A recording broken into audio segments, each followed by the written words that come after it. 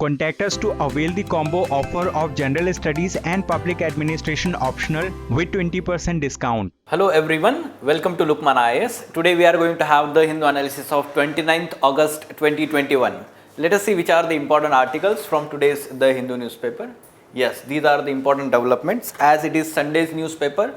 FAQ page and science and technology related developments are important for our examination along with some other nationally and internationally related developments. So mains related articles on FAQ page, why there is a push for asset monetization.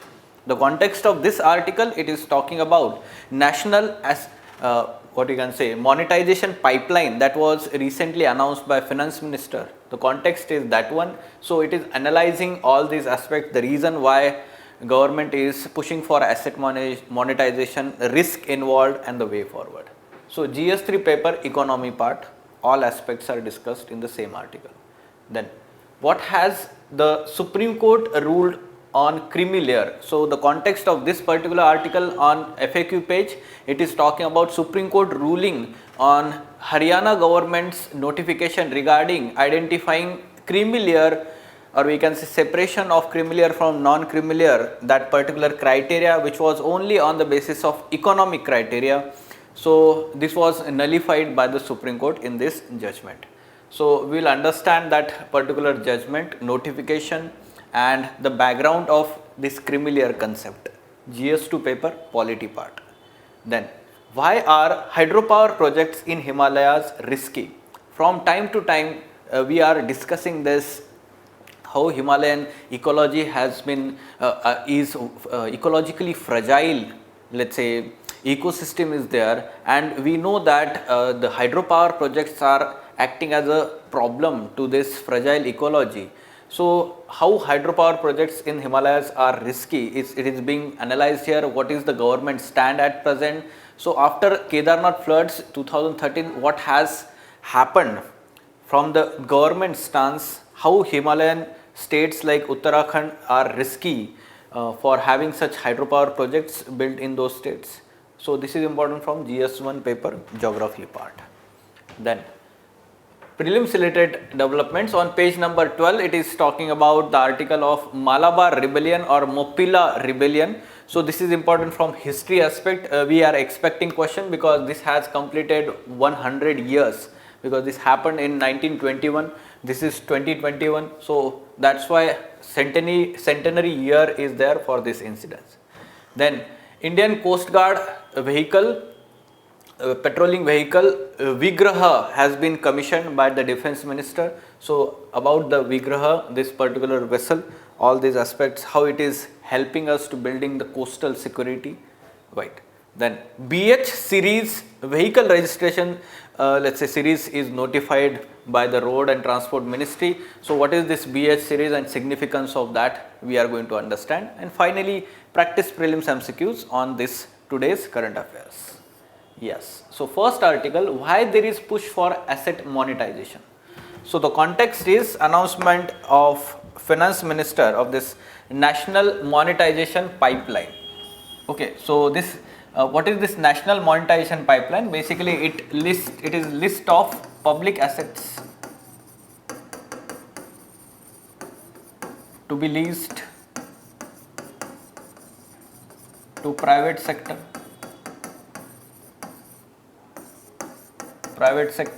Okay, now these public assets which are at present, let's say underutilized, for example roads, or we can say that some of the assets in the airports, ports or telecoms or even power lines, all these are, we can say at some places they are underutilized, and therefore to free up the capital that is involved by the government, such kind of leasing of these assets can be done. Here the private investment will happen, further those assets will have some kind of efficiency here.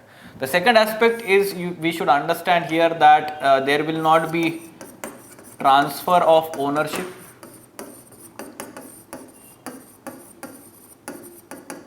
and whatever the assets will be there, they will be brownfield, not greenfield infrastructure assets. Brownfield means they are already established are constructed and they are in working stage at present. Okay, so they are brownfield investment. Greenfield investments, we will say that at present the construction is continuously going on at present. Okay, so whatever the assets will be there, they will be only brownfield assets and no transfer of ownership will happen. This is the basic about this pipeline. Now, will the NMP help the economy? Yes, to some extent it is going to help. First thing we should understand that it is going to free up the locked capital of government. For example, suppose there is one road is there, suppose highway is there. Now government invested some amount to build that highway, but government was going to reap the benefits after over long period of time, let's say 20 years, 30 years, by collecting the toll on that highway, right? But if suppose that is leased to the private let's say player, and the private player is now allowed to levy the toll, and private player is paying the amount upfront to the government.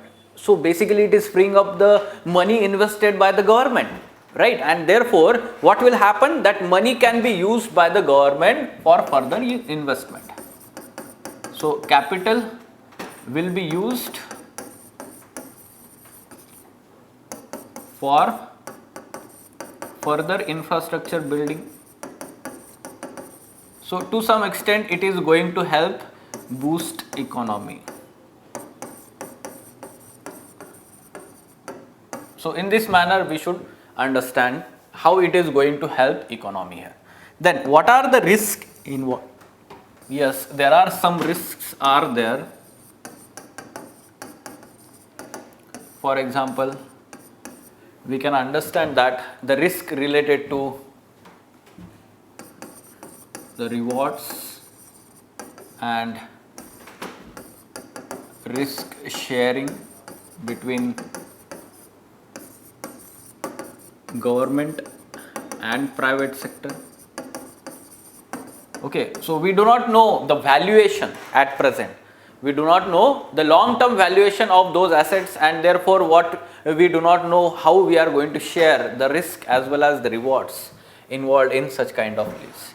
The second aspect we should understand here while let's say analyzing the risk involved in this monetization pipeline. So yes, many times what will happen is whether private sector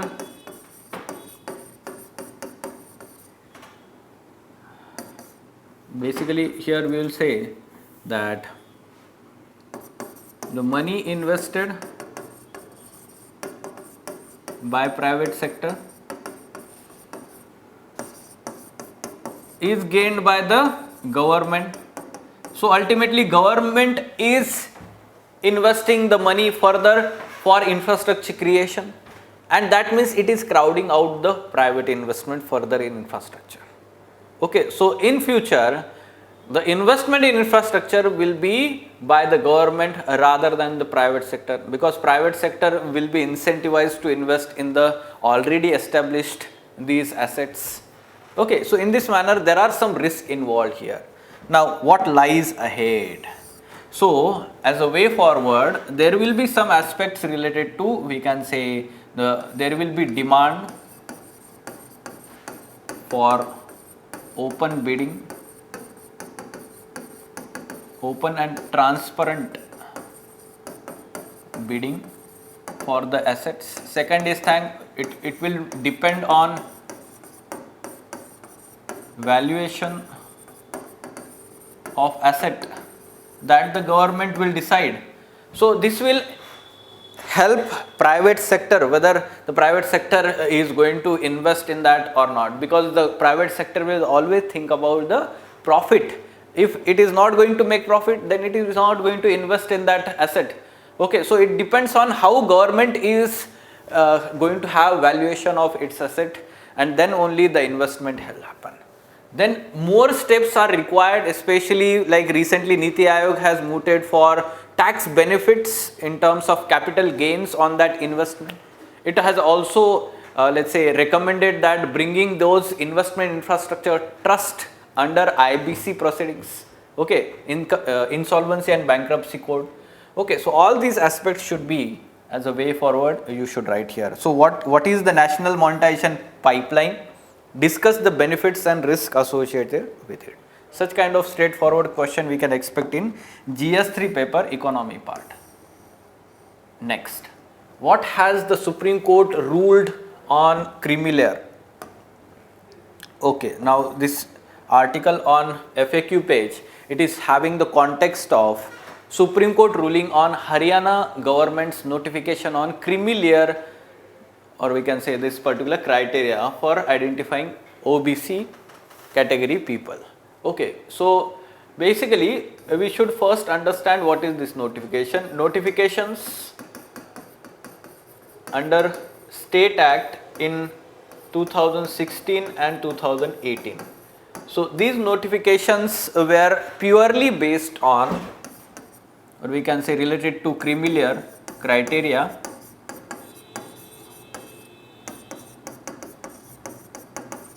purely based on economic aspects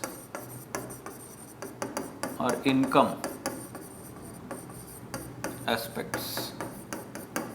So this goes against the Supreme Court judgment in this particular Indira Sahni judgment 1992. Okay, so that's why it is struck down by the Supreme Court in this ruling. Now what was this Indira Sahni case? First of all, origin of creamy layer. So Indira Sahni judgment 1992, it had come up with idea of creamy layer for the first time. This particular judgment, in this particular judgment, Supreme Court accepted 27% quota given to, or reservation given to OBC category people. So this was accepted, but it was decided that within OBC community, creamy layer and non-creamy layer should be separated, and the reservation should go to much disadvantaged people socially, economically and educationally also. Okay, so the idea of creamy layer was put in here, and this was decided on the basis of economical as well as social and educational backwardness. This was the ruling had said. So it was not purely on economical basis, but social and educational backwardness also. Then many states did not implement this, and therefore in 2000, Indira Sahni 2 case, in this Supreme Court cleared, let's say, or specifically mentioned, gave clarity on what or who should be included, in creamy layer. Okay, for example, he said that the higher positions in the government like IAS, IPS, so they should be considered as creamy layer. At the same time, some of the people or the families having some agriculture land is there, property is there, from which they are deriving certain income, some rent amount, so they will not be called as, we can say, they should not receive the benefits of reservation, rather they will be called as creamy layer here. Okay, so in this manner more clarity is brought under this case here. Now why is it difficult to draw the line? What kind of line between creamy layer and non-creamy layer? It is difficult to some extent, and many a times the objective criteria that is decided, suppose 8 lakh rupees at present there is criteria, suppose for OBC creamy layer, the annual income, but again it is very difficult to understand why 8 lakh rupees. Okay, so whether a socially advantaged or educationally advantaged conditions, are we able to understand and demarcate that from the economic aspect? Some of the economically progressive let's say households may be facing the problems in terms of social backwardness. Okay, so are we able to demarcate this on the objective criteria.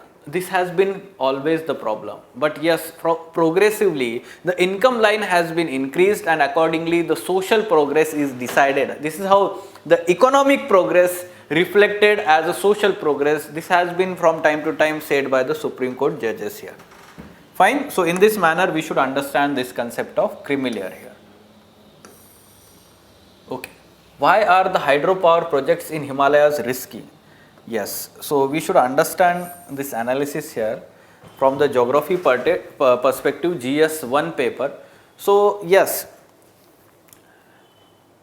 recently there had been many cases of landslips, avalanches in Uttarakhand and Himachal Pradesh. That's why it is in news.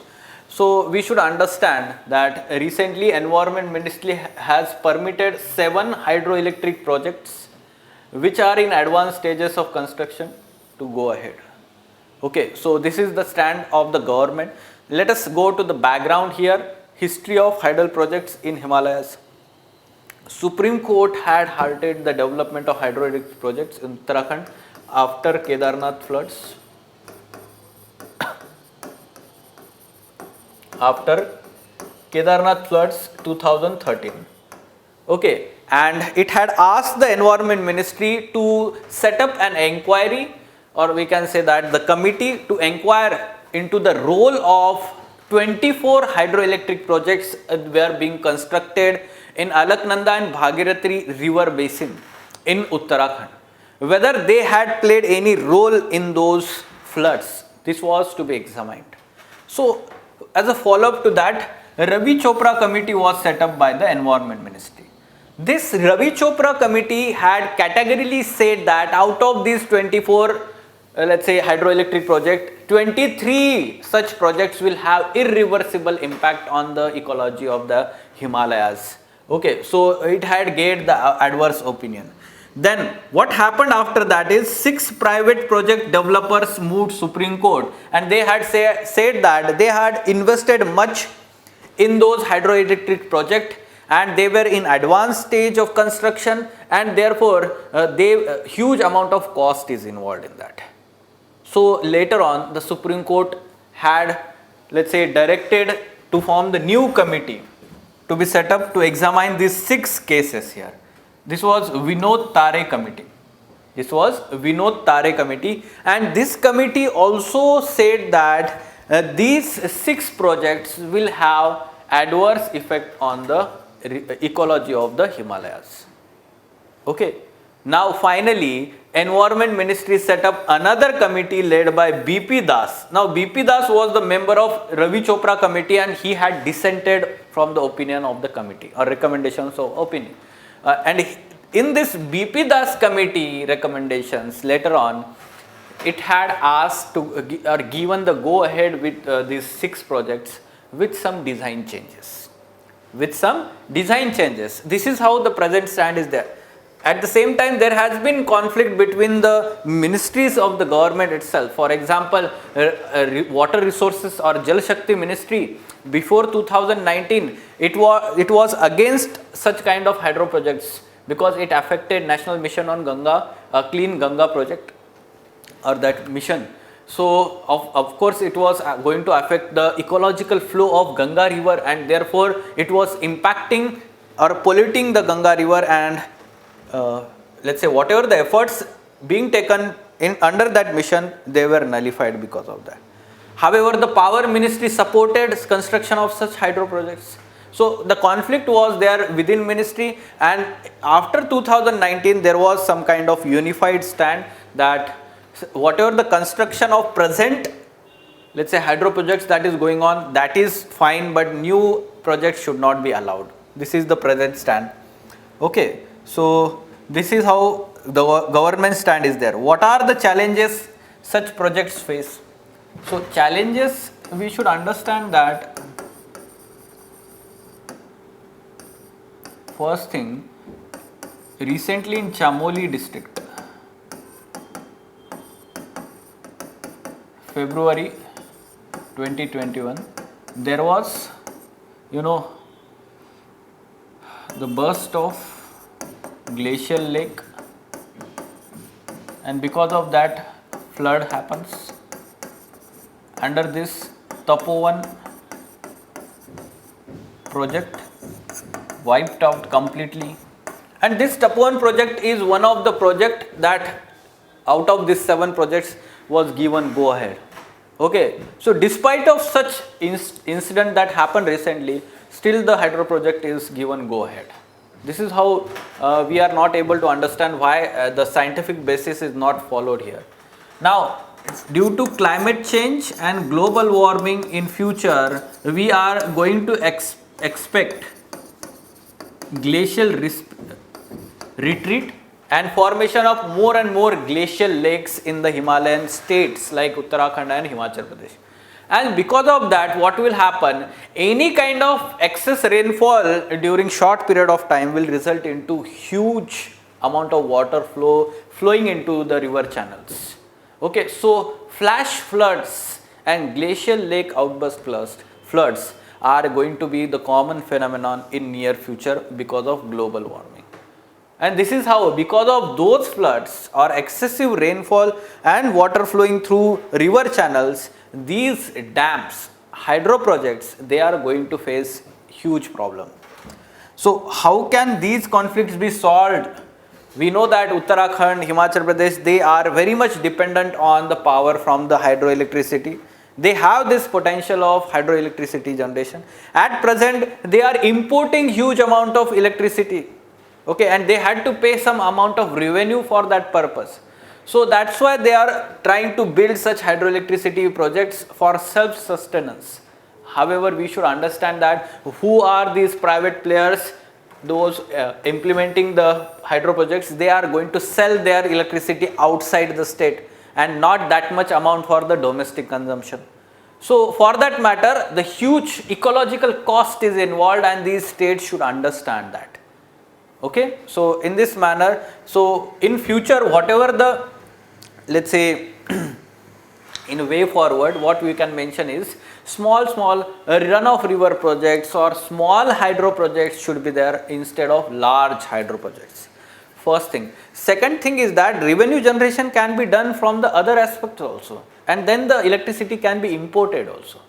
Okay, so for that matter, we should understand that the electricity is not resolved, or the source of electricity should not be large hydro projects in that area.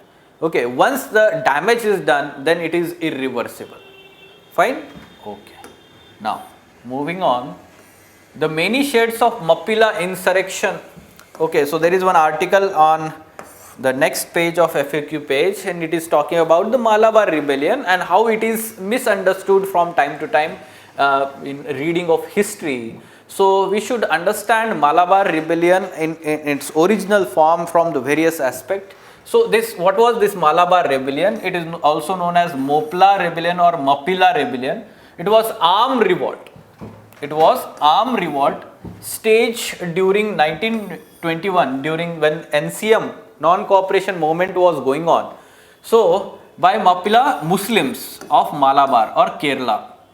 Okay, so Mopla tenants were basically the involved in farming or agriculture, agitated against Hindu landlord, locally known as Janmi, as well as British government. Many times it is misconstrued that they were against Hindu landlords, but they rebelled against the British government or the foreign rulers also. Okay, so there was one wagon tragedy also. The noteworthy event in the British suppression was wagon tragedy, when approximately 60 Mappila prisoners on their way to prison were suffocated to death in a closed railway goods wagon. So this is the wagon tragedy is associated with Mappila rebellion. We should be also understanding that there had been some kind of class difference, economic inequality in that region, and this has resulted into long term, let's say, such kind of finally manifestation into armed revolt in that region. So religious aspect is also involved. Then we can say that the foreign rule by the Britishers, that is also involved, and to some extent we can say economic aspect is also involved in this Malabar rebellion. Fine? Okay. Now, Rajnath Commission's ICGS Vigraha. Basically, it is offshore patrol vehicle ICGS Vigraha. So this was built by L&T, Larsen and Toubro for the coast guards. Okay, so it is going to be helpful for we can say patrolling the waters, EEZs. ICGS Vigraha will be based out of Vishakhapatnam and will operate on India's eastern coast. Okay, seaboard under the operational and administrative control of Commander Coast Guard Region East. Okay, so it is for eastern coast region and for we can say that protecting us from any kind of criminal activities that are going on along the coastal region, be it from the piracy or we can say arms smuggling, drug smuggling, human trafficking, any kind of, let's say, suppose the crime is being done in the coastal waters. Then BH vehicle registration series notified. What is this BH or Bharat series is there? The new registration for vehicles. New vehicle registration regime that will free vehicle owners from re-registration process when they shift from one state to another. At present, when the vehicles are shifted from one state to another state, re-registration is required in other states. So for that matter, this BH series is initially vehicle registration facility will be available on voluntary basis to defense personnel employees of central government, state government, central and state public sector undertakings and private sector companies organizations which have their offices in 4 or more states or union territories. This is going to be implemented in this manner in initial times. Bharat series or BH series, do not get confused with the pollution norms. Okay, Bharat stage series is there, that is different, BS stage, but it is BH series. Okay, yes. What should be answer to this question here?